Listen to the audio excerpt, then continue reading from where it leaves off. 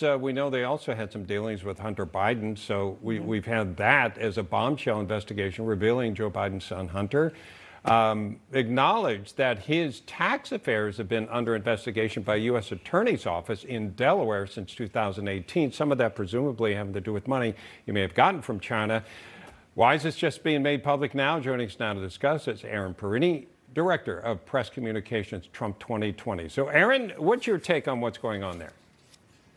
Well, what we're seeing was big tech and the left-wing mainstream media team up together to try and hide a story about Hunter Biden. There was information about investigations into Hunter Biden before the election, and the mainstream media called that Russian disinformation.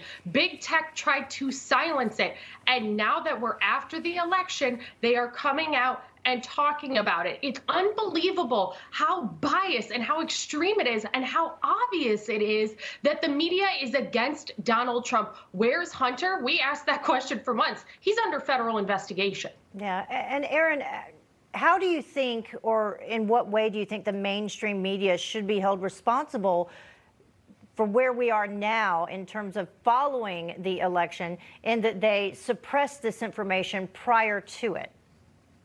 The media needs to come forward and be honest and do something they have been woefully neglecting, as time and again they have gotten stories wrong, not only about President Trump, but about covering Biden and his family. They need to do a retraction. They need to come out and admit that they were wrong, admit that they were biased, and admit that those issues led to falsehoods being fed to the American people. If journalists want to have any integrity whatsoever in this country, they need to start being honest with the American people about where they lied to them. So what do you think should come next?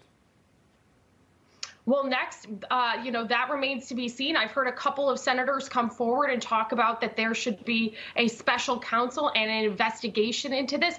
Looking at what happened, absolutely big tech needs to be looked at in this as well. We need to make sure that they cannot try and suppress votes, that they cannot try and suppress news, and that they can try and not suppress facts here. So there are two trajectories: the ongoing investigation into Hunter Biden and the mainstream media and big tech suppressing that story. All of it needs to be looked into. Yeah, and we know back in September of 2019, there was this report that was put together by Republican senators. They released it. They said in this report they found that Hunter and his family were involved in a, and this is quote, vast financial network that connected to foreign nationals and foreign governments across the globe. So we're not just talking about China. We're also talking about Kazakhstan. We're talking about Ukraine back in the headlines again.